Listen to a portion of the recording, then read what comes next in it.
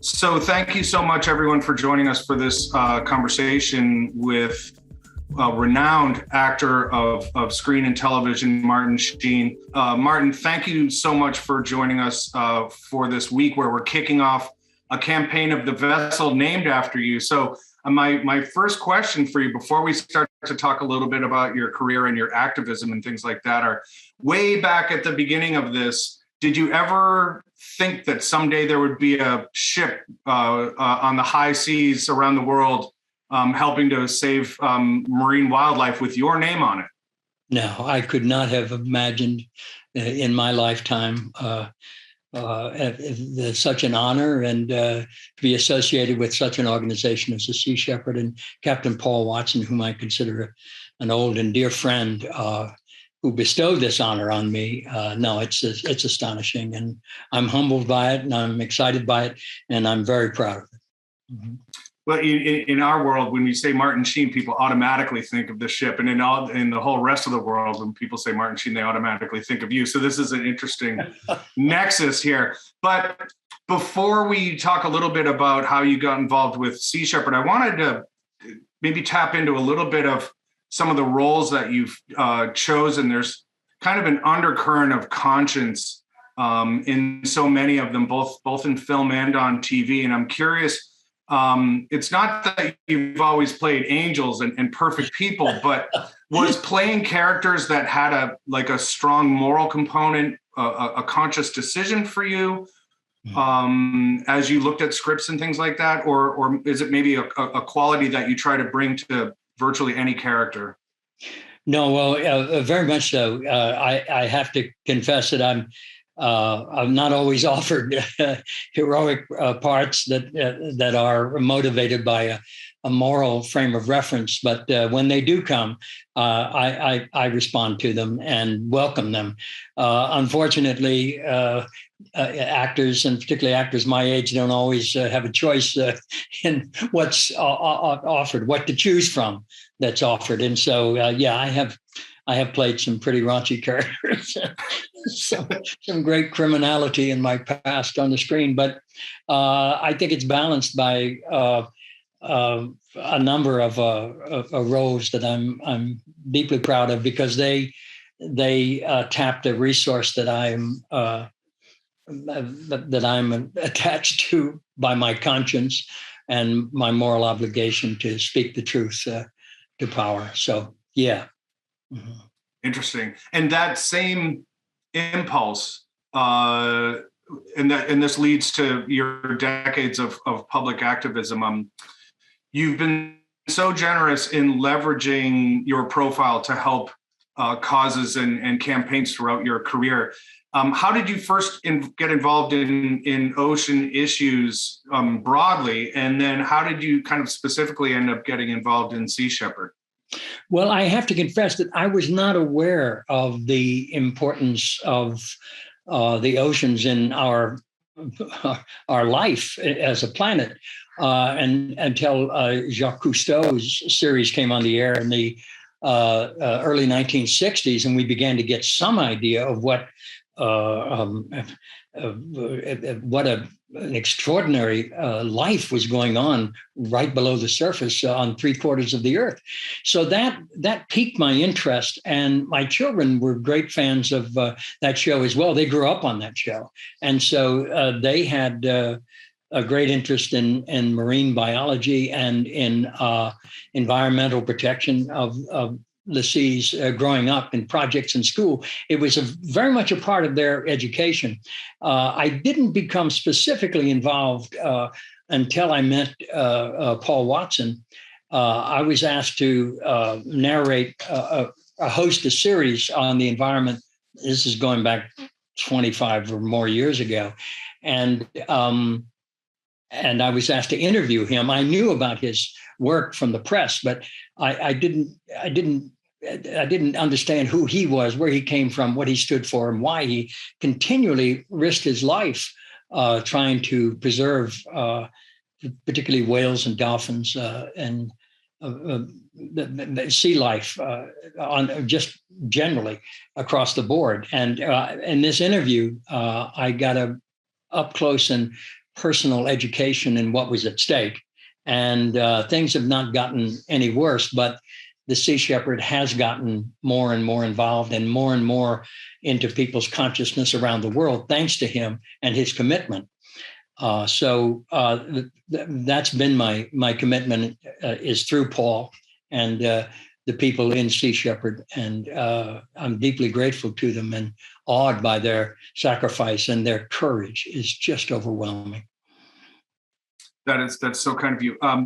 And watching you in your decades of activism, you take on very, very serious issues, but it strikes me that you've always come at them with a fundamental kind of optimism, and Sea Shepherd's fundamentally optimistic, I think, as well. When you look around at kind of the broader environmental movement going on around the world, say, for example, like young people around climate activism and things, what are some of the things about that keep you optimistic and keep you wanting to be involved in issues like this? Well, in large measure, it has been the young people that have gotten the attention of the older generation, and in large part people that have a say in the fossil fuel industry and the support of it financially and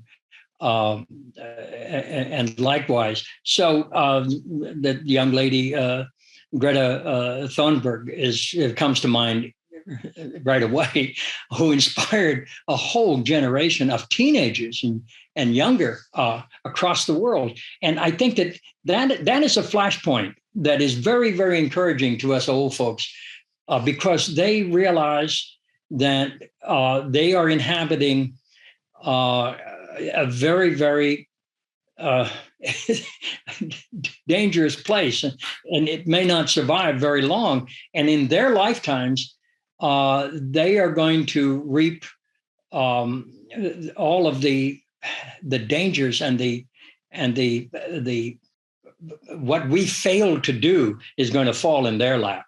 And they've realized it young enough where they can make a change. The first step is to get the attention of world leaders and an older generation, and particularly people that are involved in making their living in fossil fuels, whether it's people who devise income from investments on the stock market or other places, but drilling in the sea, drilling that we've just experienced a spill here last fall in Southern California is devastating.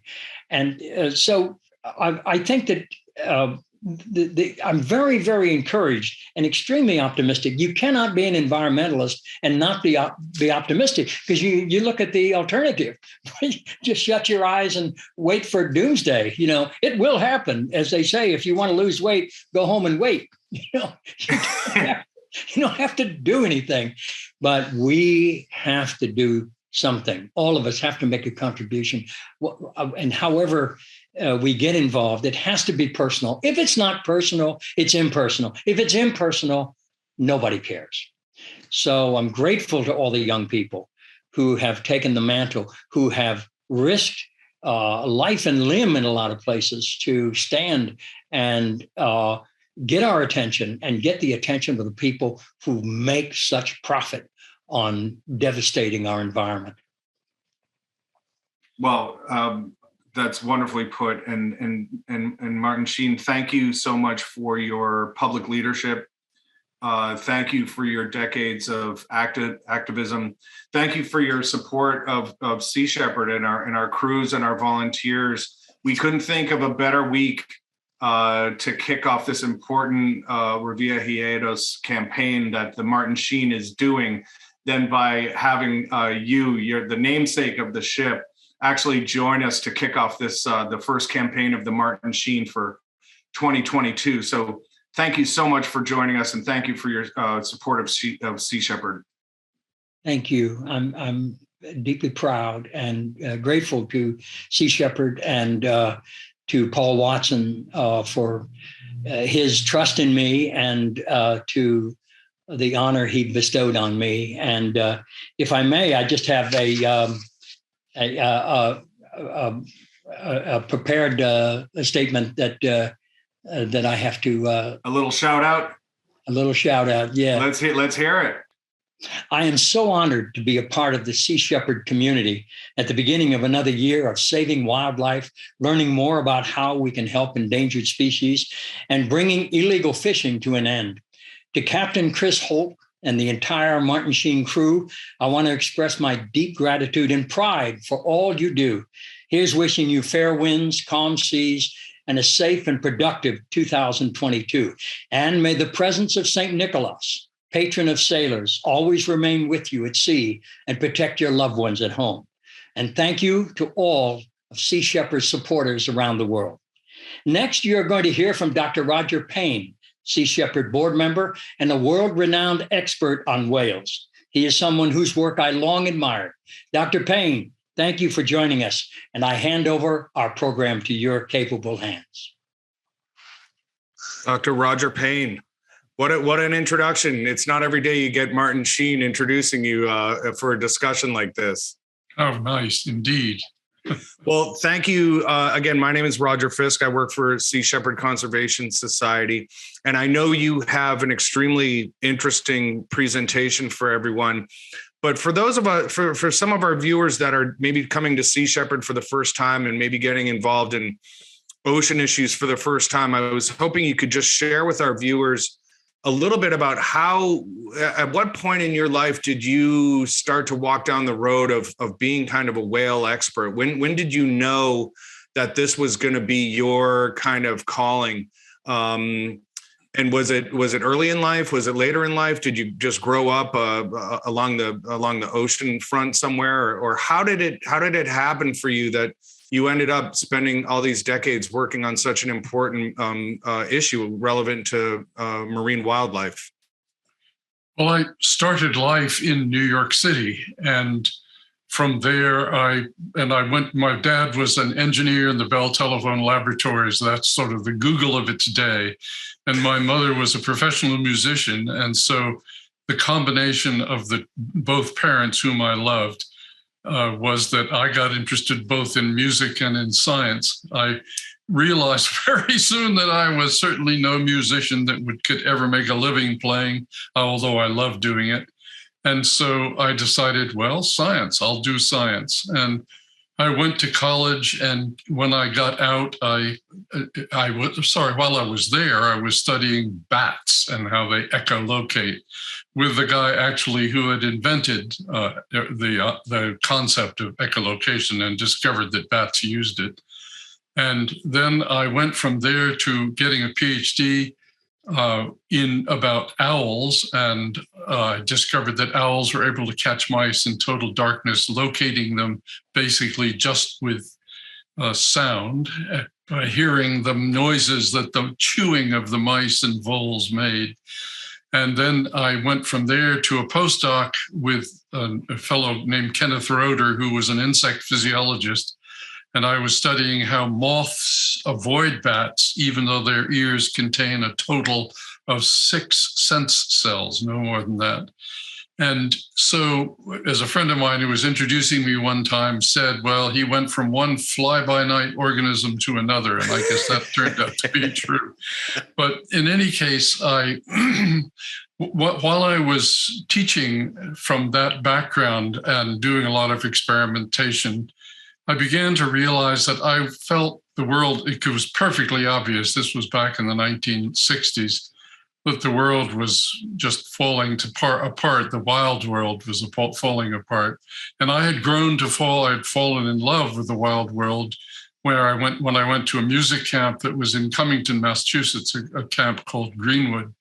And while I was there, I played a lot of music and made lifelong friends. And I thought to myself after a while that doing more experimental work on the details of how owls, bats, and moths use their ears for various things, that I was just sort of kidding myself. I was not paying attention to what I knew to be the important problem that life on Earth faces. And so I decided, well, I'd like to do something else. One day, I was at Tufts University at the time. I'd been at Harvard as an undergraduate and Cornell as a graduate student, but now I was at Tufts. for the postdoc. And while I was there, I heard on the radio one day an announcement that a dead whale had washed ashore a few miles north, and I'd always been fascinated by whales. And so I went to see this whale. And when I got there, it was dark and it was pouring rain and nobody was on the beach. So I went out and found the whale, and it was a dolphin. Dolphins are indeed whales, so the announcement had been fair. But somebody had cut off the flukes of the dolphin. Somebody else had carved their initials in its flank, and someone else had stuffed a cigar butt in its blowhole. And I sat there in the rain. My flashlight eventually went out, and I thought to myself, something different has to happen between how humanity approaches whales.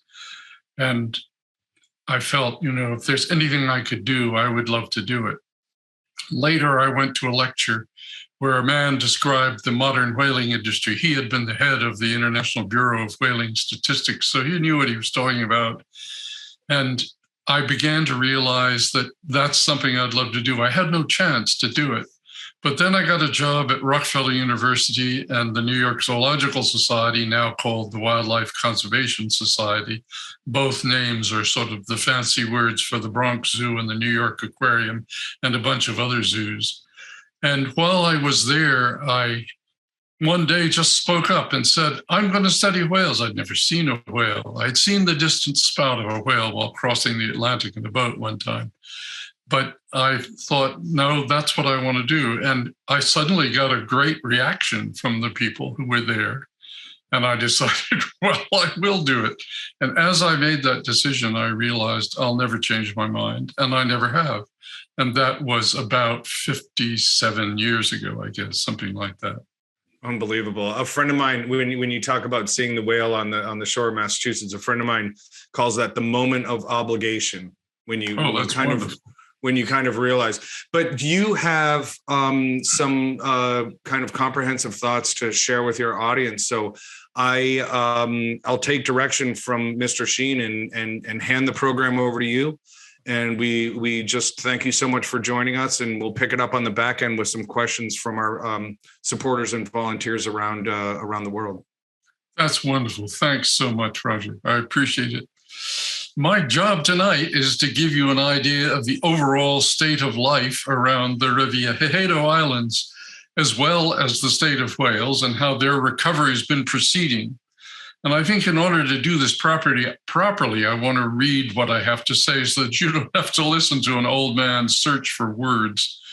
Once we get to the question and answer period, however, you'll get a chance to hear how accurate that description of my failing memory truly is, alas. But what I want to talk about this time is Revillagigedos in general, and the marine protected areas are MPAs that are almost never large enough to protect big migratory species like whales, dolphins, sharks, manta rays, and sea turtles. It's really only relatively recently that countries have begun to join together to protect marine corridors for such migratory species. The so-called CMAR region to the south of the Revillagigedos is a special example of that. And even though the Revillagigedos themselves are not a part of that CMAR region for reasons that are based on good science, it would be hard to overestimate the benefits that life on Earth will get by having 4 countries combine their offshore waters into a continuous marine protected area, or MPA as it's called, particularly when research on sharks and rays and whales has shown that many of those species travel between Revillagigedo and the offshore islands of the south, whose waters will make up the CMAR. Just to keep them in mind, those island waters are the Cocos Islands in Costa Rica, Coiba in Panama, Malpelo in Colombia, and the Galapagos Islands, which are, of course, part of Ecuador. These 4 countries are already trying to cooperate and are creating and/or already have excellent rules to control their fisheries in place. However, the missing link is exactly what Sea Shepherd can supply.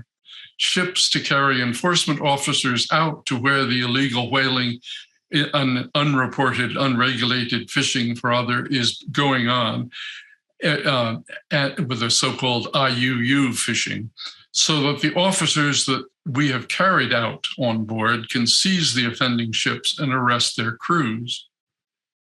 Well, like the Galapagos Islands, the Revillagigedo Islands are huge volcanoes sitting in 10,000-foot deep water. They're 300 miles offshore and almost due south of the tip of Baja Peninsula.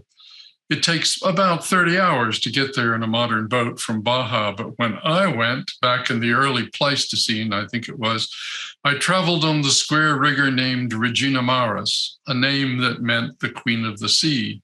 And she was definitely royalty. You know, she was a bit old and tired, yet oh so memorable. The Regina Maris had a long bowsprit to which commodious bow nets were attached, and in which you could lie back and gaze at the eternal approach of the ship as you endlessly kept just out of her reach ahead of her.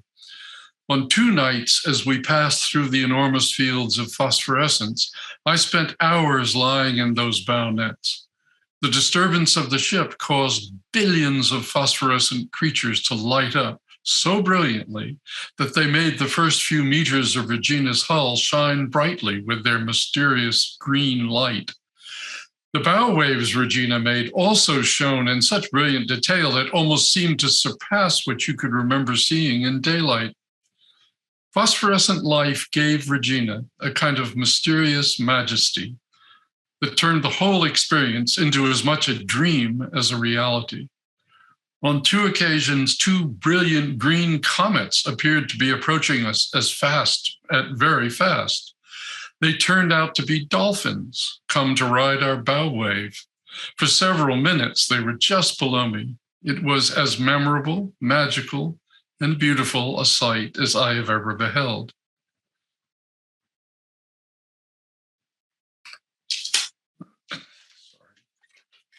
In my mind, their mystical light brought to mind some lines from Gerard Manley Hopkins' poem, The Windhover. Those lines go, sheer plod makes ploughed down Cillian shine, and blue bleak embers, ah, my dear, fall, gall themselves, and gash gold vermilion. Most life in the oceans lives on or just above. Excuse me, I'm having trouble with my computer.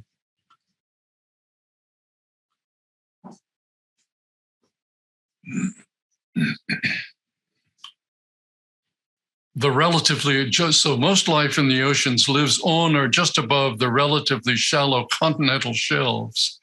The deep oceans are not very productive. The Revillagigedo Islands cause disturbances in the slow ocean currents that flow past them, and that brings nutrients swirling up out of the dark depths, close enough to the sunlit surface for photosynthesis, in league with nutrients, to create ocean food chains.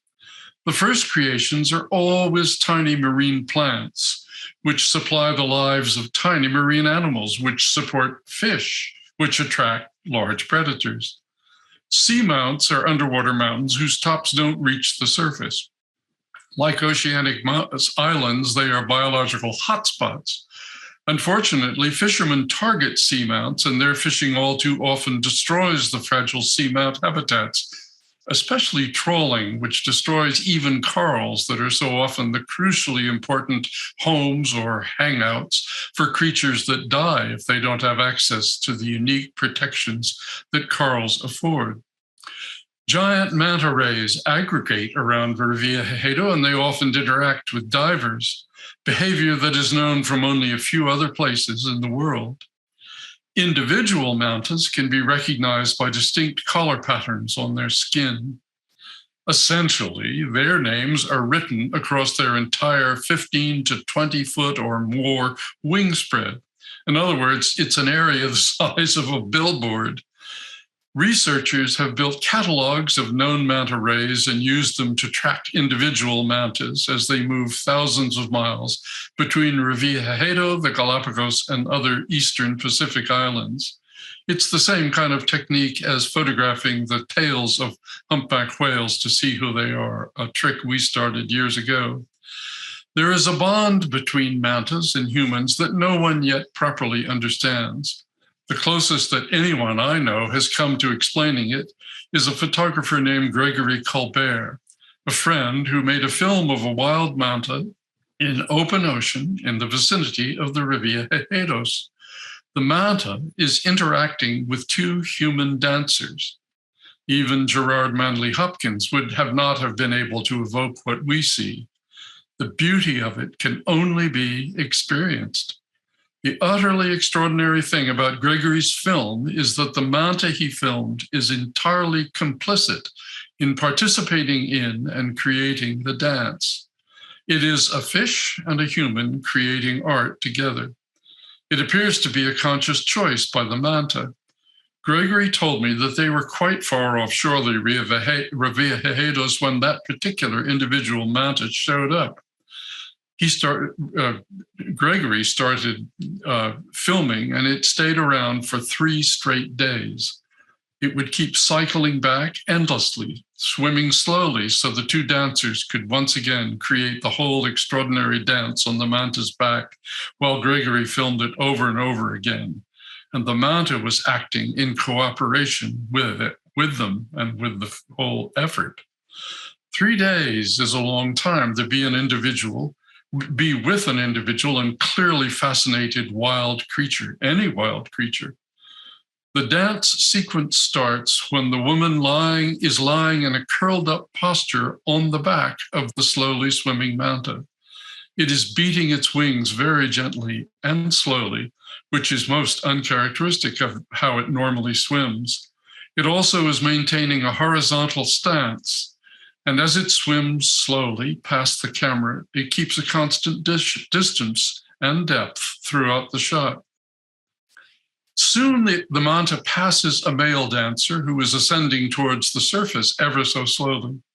Neither dancer is wearing a snorkel mask. Both are dressed in diaphanous flowing garments. As the male dancer passes, the lady awakens. As he continues to swim ever so slowly upwards past her, his foot finally becomes level with her body, and she takes it gently in her hand. He continues upwards, which slowly pulls her upwards with him towards the surface. As they arrive there, he draws her to him and holds her in a close embrace. And so it proceeds for many minutes, always at the slowest pace. When the camera offers close-ups of their faces, we see that both dancers' eyes are closed, something that Colbert favors in the great majority of his images. His film, as with all of his other films that I have seen, creates a bond between humans and animals that I have never seen another photographer achieve. The result is that as the dance with the manta proceeds, it changes forever the way you look, turns it into one of life's grandest creatures, another being with a mind, a presence. We see its life, see its world, see its undisturbed poise and dignity. Colbert has found the missing link. We lost it when we were drawn to the comfort and ease of civilization.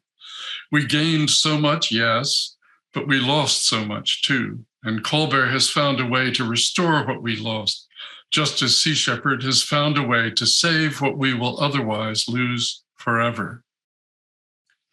Many species of whales linger around Riviera Haedo, including blue whales, humpback whales, orcas, and several species of beaked whales. Several species of dolphins, including spotted dolphins and spinner dolphins, are also frequently seen. Whales and dolphins seem to seek out each other's company, and there are many reports of them interacting. I want to emphasize, though, another aspect of whales now. It concerns how humanity has interacted with whales and where I think the whole show is headed, so to speak. Humpback whales are living proof that the great whales can recover if they aren't hunted. Some humpback populations have bounced back almost to their pre-whaling sizes since the end of whaling, and most humpback populations are no longer listed as endangered. That has taken place entirely within my lifetime. Years ago, people said that it would take 50 years for that to happen. Well, I lived through those 50 years, and it did happen. Currently, the biggest threats are ship strikes, entanglement in fishing gear, toxic metals and organic chlorine pollutants, changes in ocean food web due to climate change, and humans fishing the bottom of the food web away. It has been estimated in the Atlantic that 60 to 80% of right whales and humpback whales have been entangled in fishing gear. That's another problem whales face, and have been so entangled at least once in their lives. Blue and fin whales were thought to be relatively immune, but new research using drones to photograph them from above suggests that they too have entanglement rates of 60 to 80%. Ships are noisy, but because of the way sound travels in the ocean, a whale close to the surface but in front of a fast-moving ship may actually not be able to hear it coming. That means that ship strikes are frequent and, in fact, are a major cause of death and injury for large whales. The busy shipping channels on the east and west coast of the United States are places where scientists have experimented with systems that warn ships when whales are around so the ships can slow down. Individual whales can be recognized by color patterns and scars. That's a technique we were the beginners of. Since the early 1970s, researchers have built catalogs of individual whales that are being used to uncover whale migration patterns. These methods are completely harmless to the whales. All it takes is a camera. There's an outfit called Happy Whale. You can find it at happywhale.com. It's a database of individual whales to which our researchers contribute. Humpbacks have the longest migrations known of any mammal. The humpbacks who come to Revillagigedo migrate north to the Bering Sea in the summer, up to 8,000 kilometers away. In the winter, they come south to breed and have calves. Individuals have been known to visit the breeding grounds in Hawaii, too. It's only a mere 4,700 kilometers away. A little to the south, humpbacks in Costa Rica are part of a southern population that is on the opposite schedule. They, too, come to the tropics to mate and to have calves, but they come in the northern summer, and they spend the northern winter feeding in Antarctica. They also migrate huge distances, and even calves may swim as far as 8,000 kilometers. That's a one-way trip, don't forget. Humpbacks sing long, complicated, beautiful songs. Only the males sing, and many of us who have studied the songs think that males use them to advertise to females and to intimidate rivals. While singing, males hang head down and hold their breath for many minutes. Both male and female humpbacks make a wide variety of other sounds. Recently, several groups of researchers have started using artificial intelligence to try to figure out what whales are saying. I'm in one of those groups. We're trying to translate what I call whale speak, and we're doing it for sperm whales. It's an impossible task, but we were just beautifully funded very recently, and that's very exciting. Humpback sounds are mostly in the range of frequencies that humans can hear, but humpbacks can make sounds that are both higher and lower than we can hear. The sounds are very loud, and the low-frequency sounds may travel, in fact, thousands of miles. In the days before ship noise filled the oceans, whales could hear each other over great distances. Unlike bird songs, humpback songs seem to be influenced by whale culture. In any one region and year, all of the whales are singing more or less the same song, but the songs evolve from place to place and year to year. No one knows how they decide what to sing next. There's another thing that I was involved with that makes me very pleased. The Voyager 1 and 2 spacecraft, launched in 1977 and 8, they are now the most distant human-made objects in existence. They're speeding through the freezing darkness of interstellar space and are now each about 11 billion miles from Earth. They carry a gold-plated record with greetings in many human languages and a single humpback whale song that is also considered to be a a greeting. The Voyager's record is estimated to be playable for 1 or more billion years before micrometeorites render it unplayable. That means that it is also what will probably become the longest lasting of all human messages and unfossilized artifacts. The record exists because of Carl Sagan and his wife, Annie Drian. I worked with them at the time as I had made the recording that is now so far away. The job of getting everyone to cooperate was drenched, steeped, not them, but I'm talking about people other than them. The job was drenched, steeped, and marinated in politics. If I recall the number correctly, in the end, there were 81 greetings in about as many human languages, plus 1 greeting from a humpback whale, part of a song I'd recorded off Bermuda.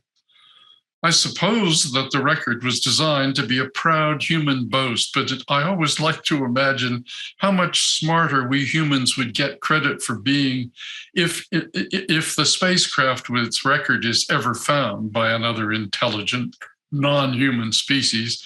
But instead of its 81 greetings by humans, we had put onto that record greetings from 81 non-human species and just 1 greeting from a human. But politics won out, and as a result, the universe received the lower estimate of human intelligence. It seems to me that in politics, it is ever thus. Blue whales sing much simpler songs than humpbacks, and they are true deepwater whales. In most places, they don't come very close to shore. The largest blue population feeds in the rich waters of the Antarctic, but commercial whaling reduced that population by 99%. Even today, it has not recovered, and a growing fishery for Antarctic krill now threatens the bottom of the whole Antarctic food web.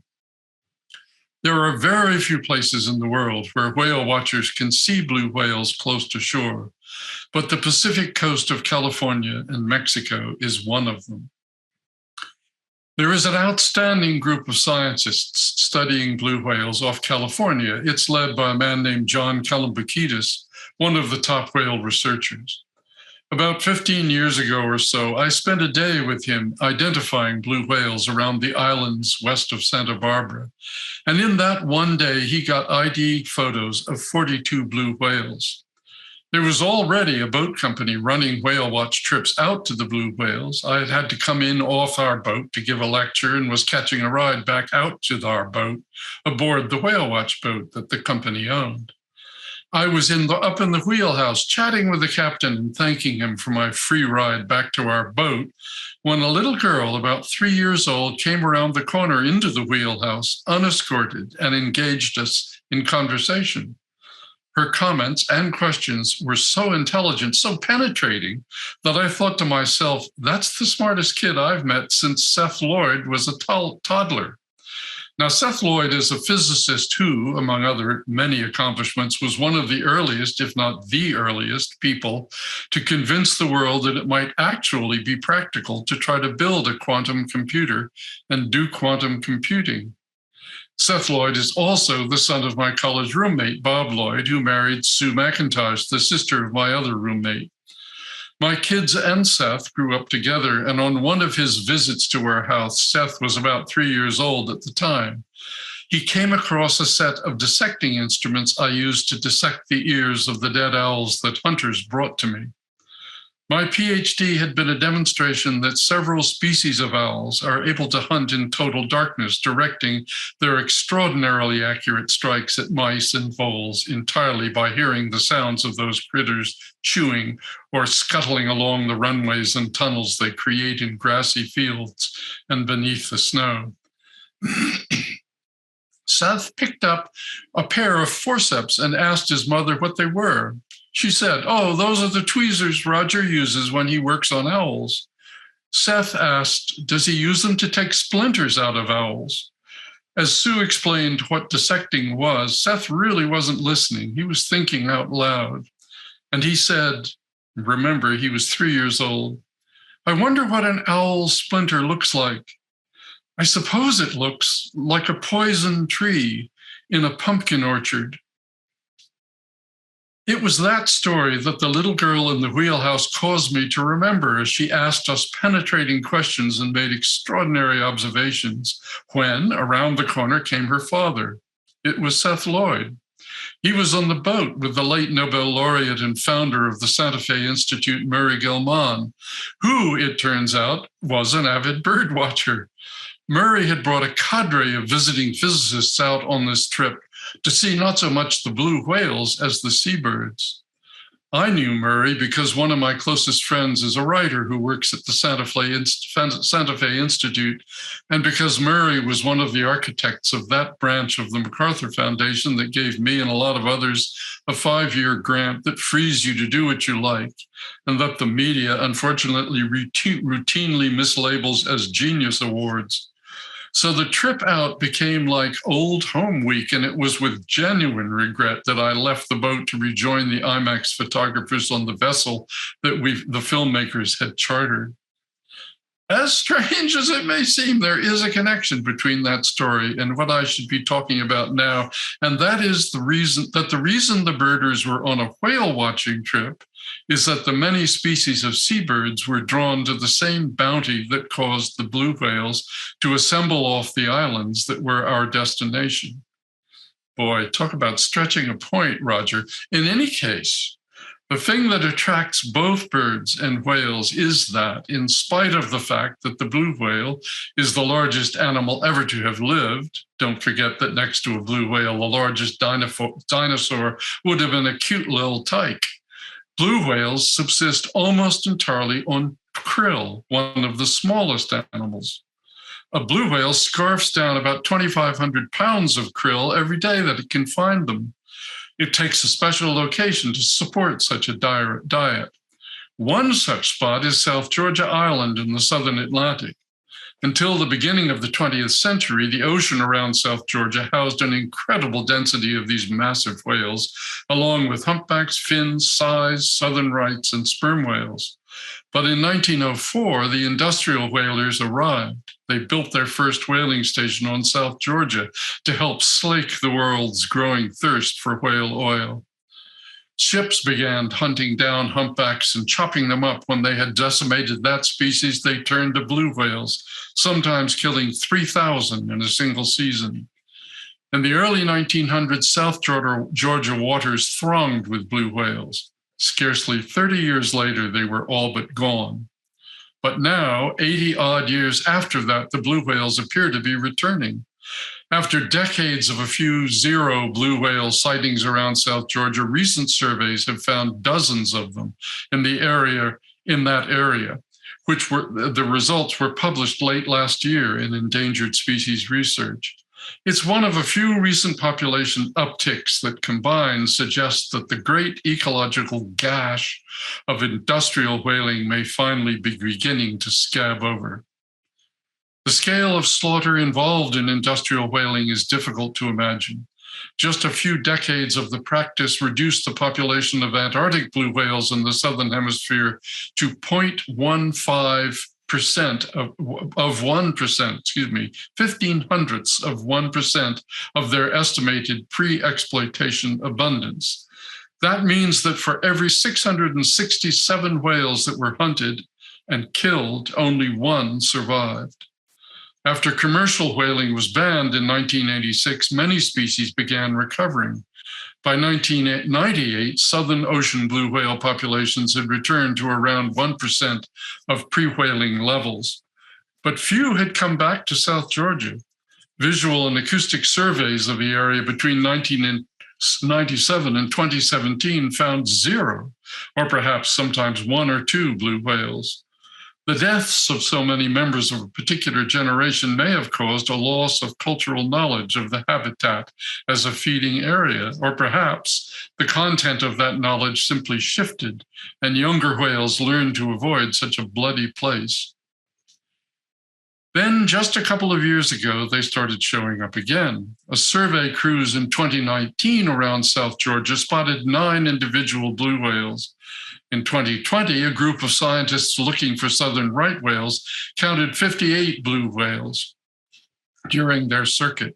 substantially higher sighting rates than any previous year since the end of commercial whaling. But acoustic monitoring, which has become more common in the past few years, has been picking up blue whale songs all around the island.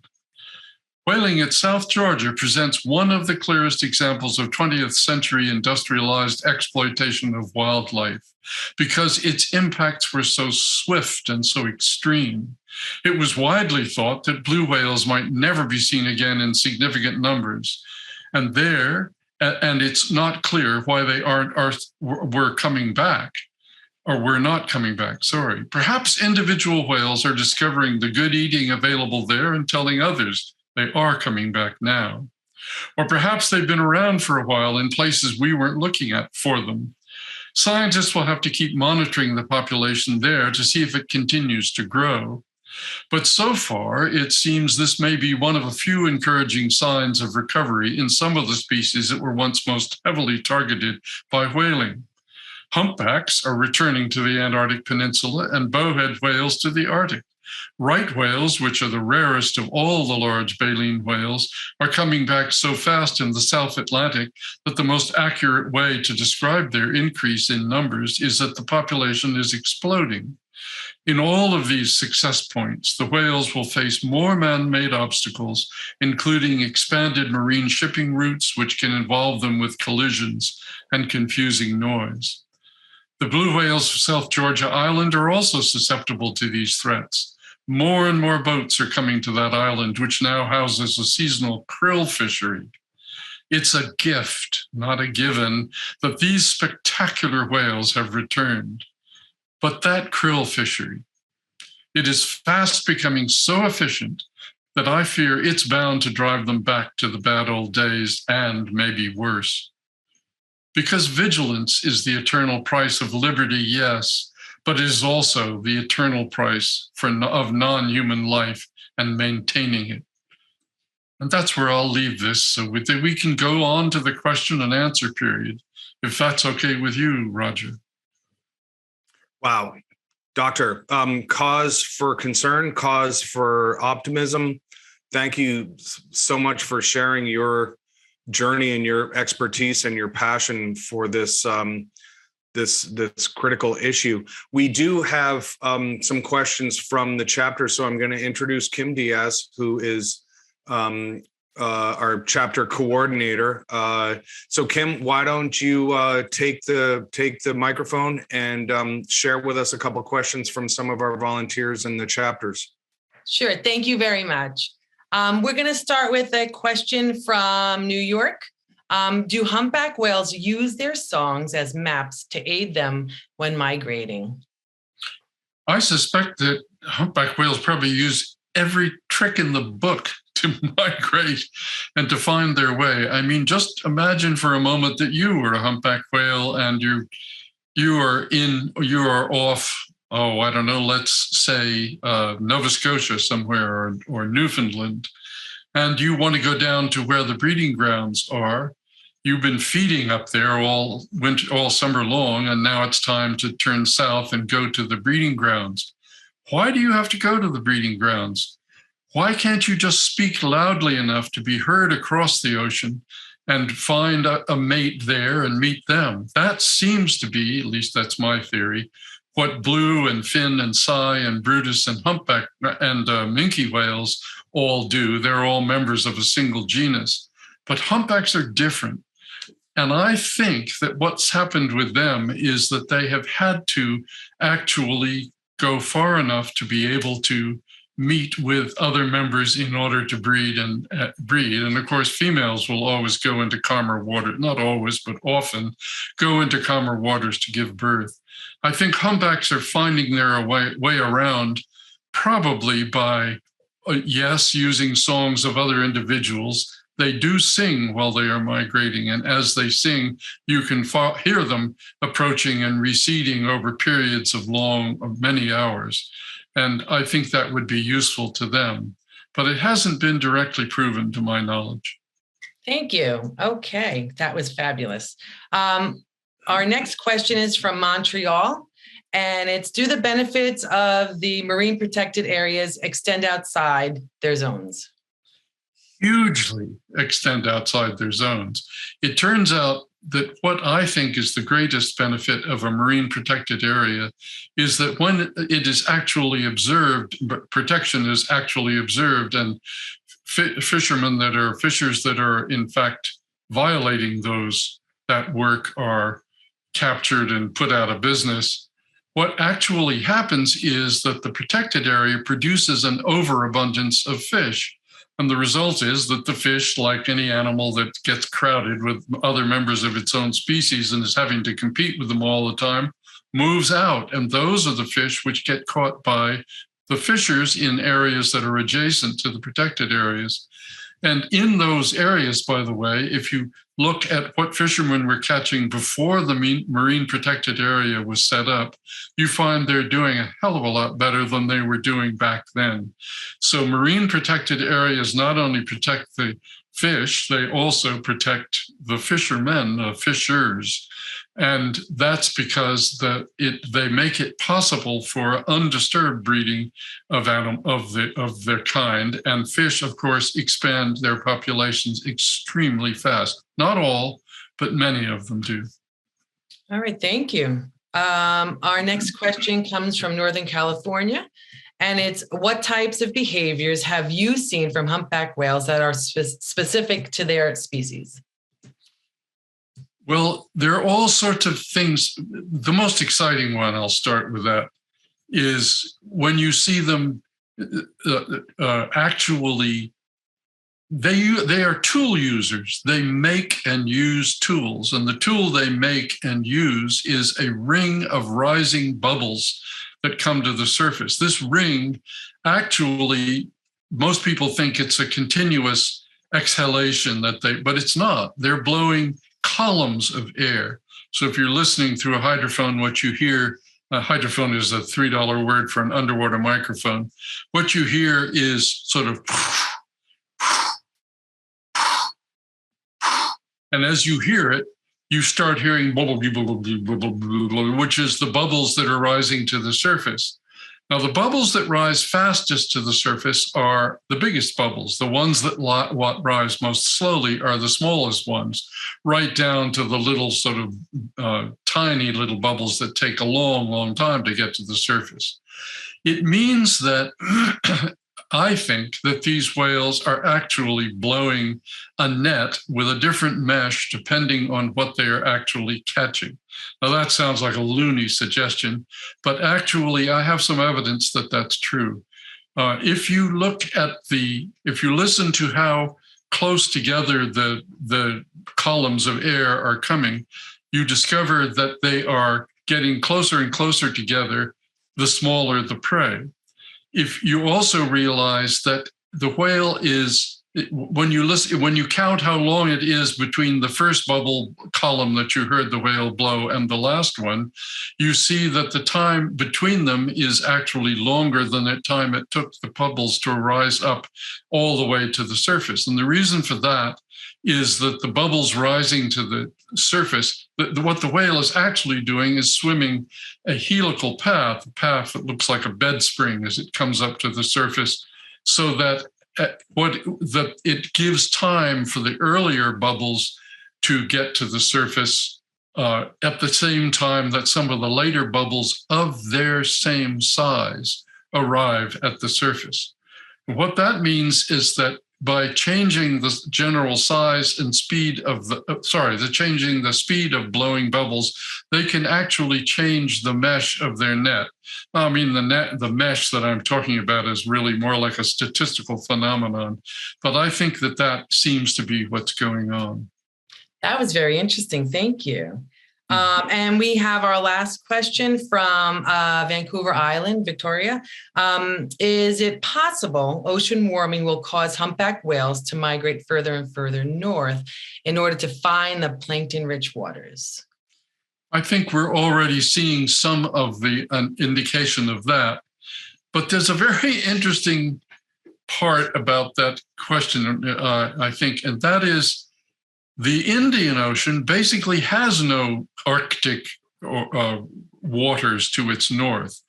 If you're a humpback whale living in the Indian Ocean, and lots of them do live there, you have a completely different behavior in relation to the ocean and migration than you do if you live in the North or South Atlantic or North or South Pacific or even the South Indian Ocean.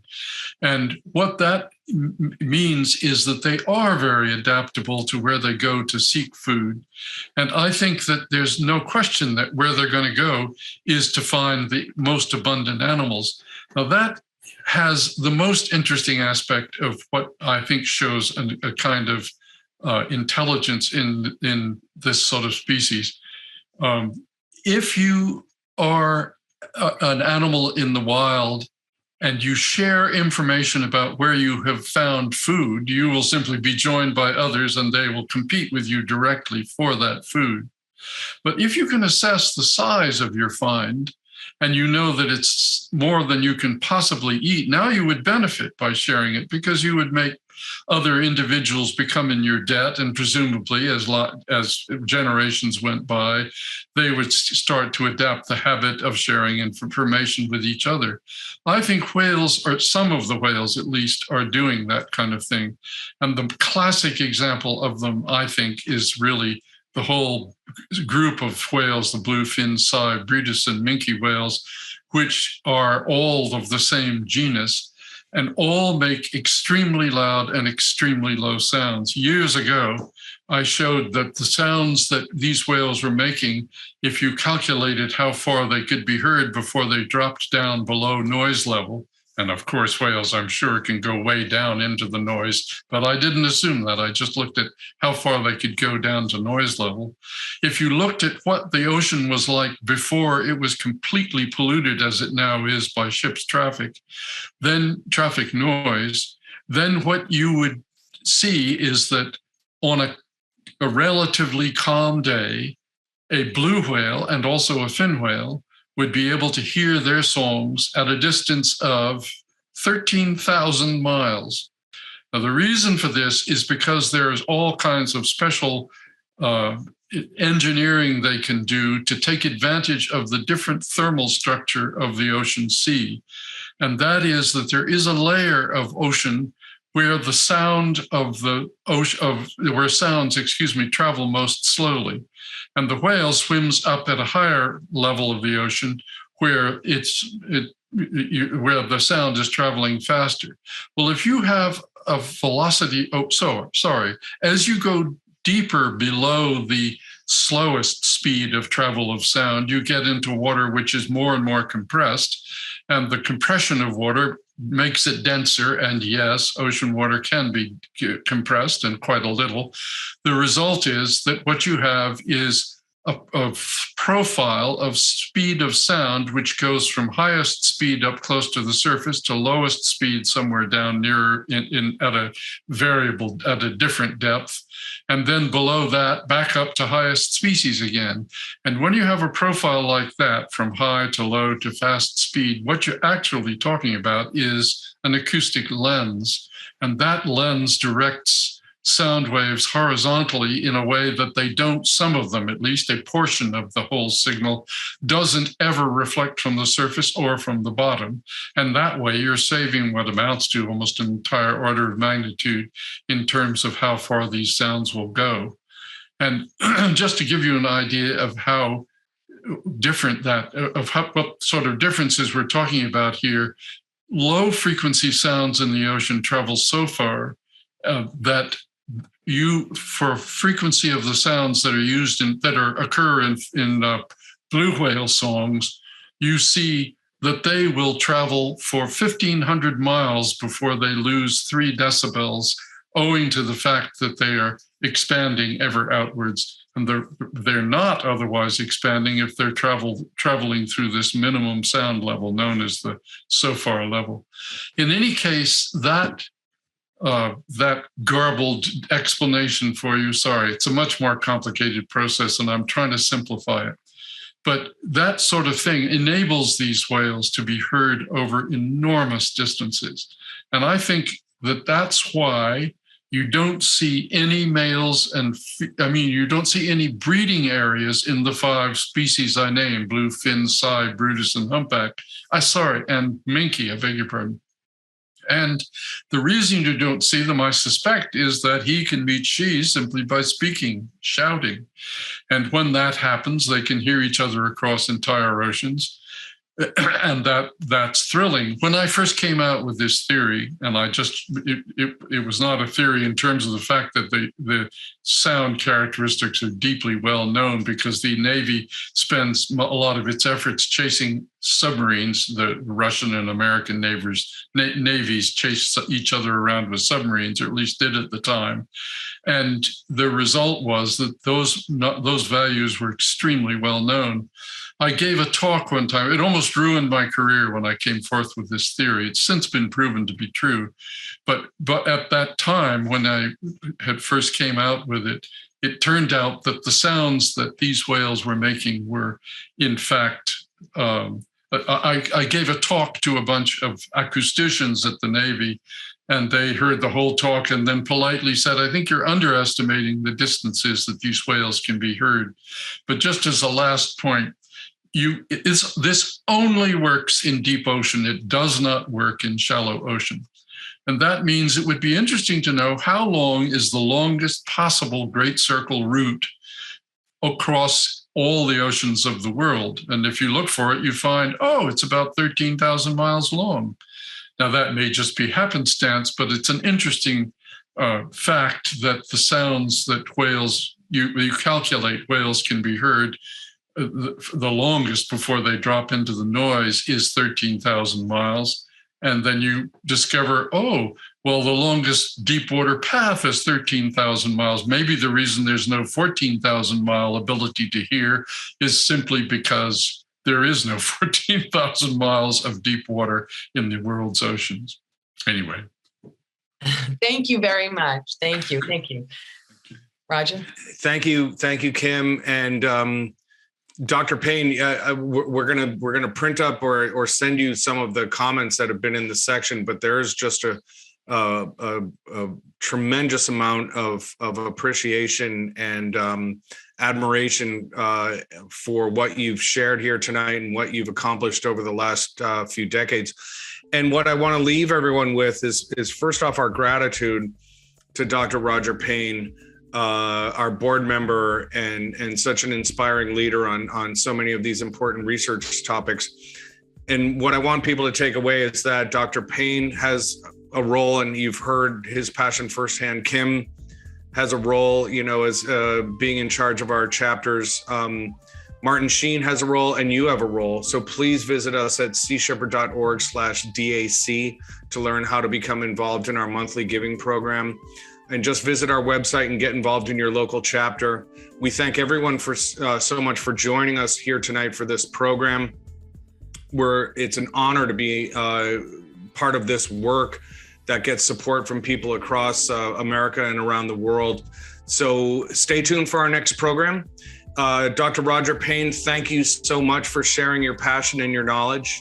And everyone, thanks so much for being in this fight with us, and we'll stay at it, and we'll see you the next time around. Thank you.